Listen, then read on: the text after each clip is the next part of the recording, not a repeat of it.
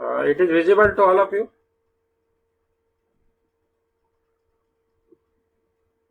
This diagram. Hello. Yes.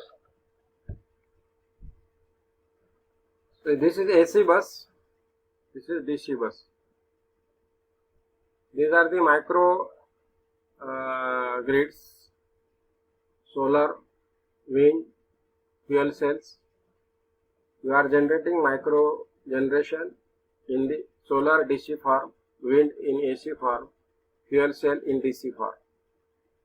Now it is required to convert into required frequency of AC, required frequency of AC, required frequency of AC, because you are feeding to AC grid. Similarly, here in this particular case, generation DC, generation AC, generation DC. Grid is DC, so you are converting DC into required DC, which can be synchronized with DC bus. AC to DC with of same as that of DC characteristics, DC to DC of same DC characteristics. Okay. Then you may have DC load, you may have AC load. Yes, sir. Similarly, here also you may have DC load, you may have AC load. Suppose you are having the DC load, AC is converted into DC and fed to DC load. Suppose you are having AC load, you are converting AC into required AC and feeding it. Okay, so this is what. In DC, if you have DC load, you can feed DC to DC load.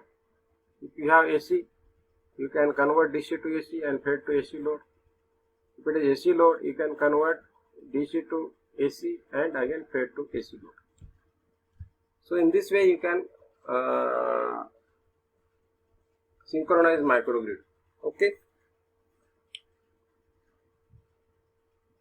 Yes, sir. So any more?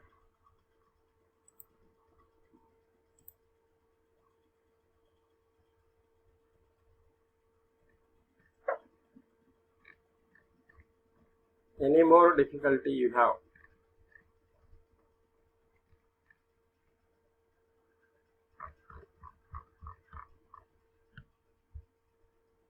So may I move to distributed generation, yes or no?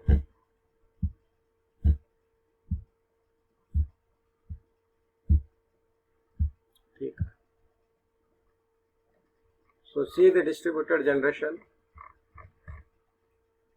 The distributed generation is an approach that employs small scale technologies to produce electricity close to the end user of power. So DC technologies often consist of modular and sometimes renewable energy generations. They offer a number of potential benefits.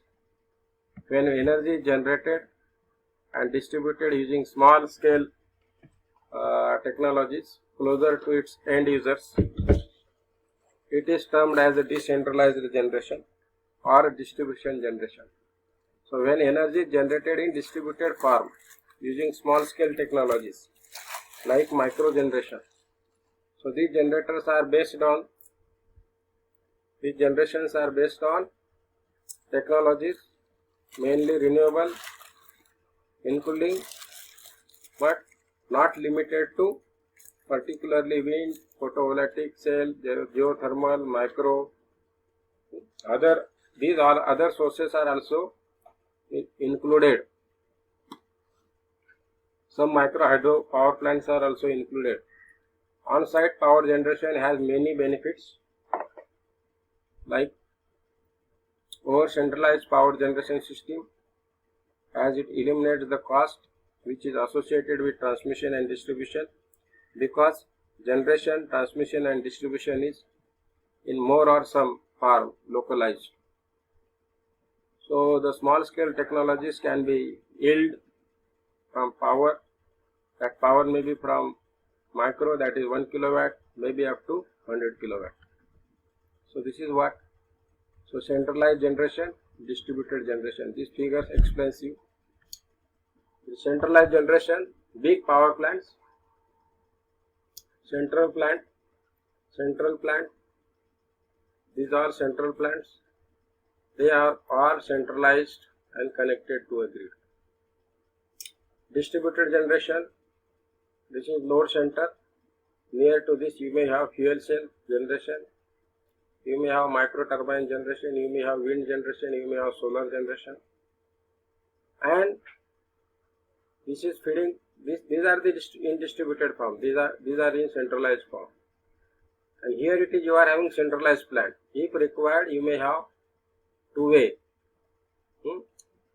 If there is no requirement of power from the grid, independently this building will run particularly its load by taking power from fuel cell, solar, wind and micro turbine.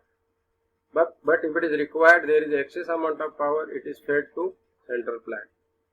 If there is less amount of power than that of load, power is taken from the central power plant. Okay.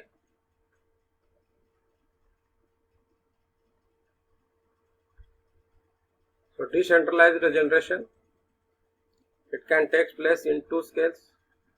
At local level, you may have specific energy sources are used to generate electricity, which is consisting of microgrid.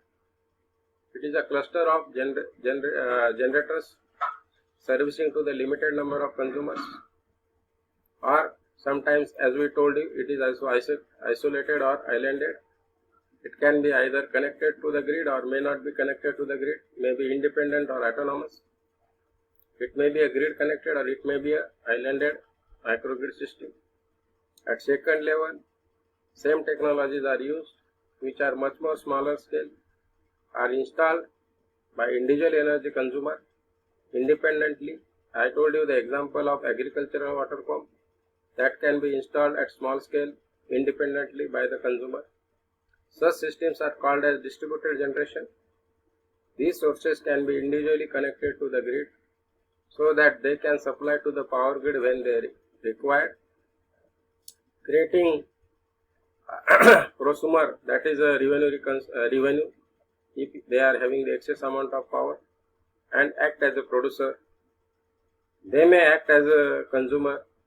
Prosumer means producer as well as consumer. They will act as a consumer. When there is deficiency, they will take power from the grid. Okay. So significance of the micro distributed generation and need as on the present power system scenario is there. So decentralized generations are small and offer numerous benefits in comparison to the conventional centralized grid system. Few of benefits are increase in power demand and depletion of fossil fuels. What we can have? Depletion of fossil fuel, especially it is needed because they are having limited resources. Rise in population and adaptation of the advanced technologies. They have raised the power demand, which cannot be fulfilled by depleting the fossil fuels. Then increase what we have, no high risk, no high peak and short load shortages. So distributed generation systems can reduce the peak and effectively, and that is the solution for the problem, especially high peak load shortage, that can be minimized. And reduce the high transmission and distribution losses because of the generations are at local level and up to 10 to 25% total losses, it is reduced, so it increases the efficiency of transmission. It can be linked remotely and inaccessible areas.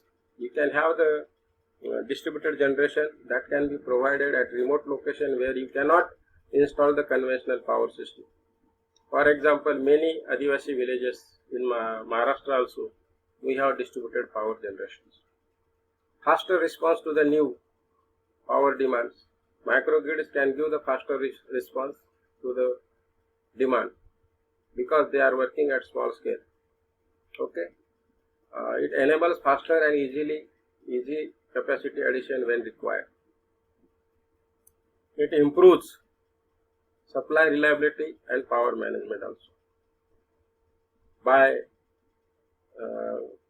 good voltage profile, frequency and continuity of power, it enhances electric market because it assures you definite power availability as and when required. So these are the some what we can say need and some significant features, significance of the distributed generation. If you have any doubt, you can ask.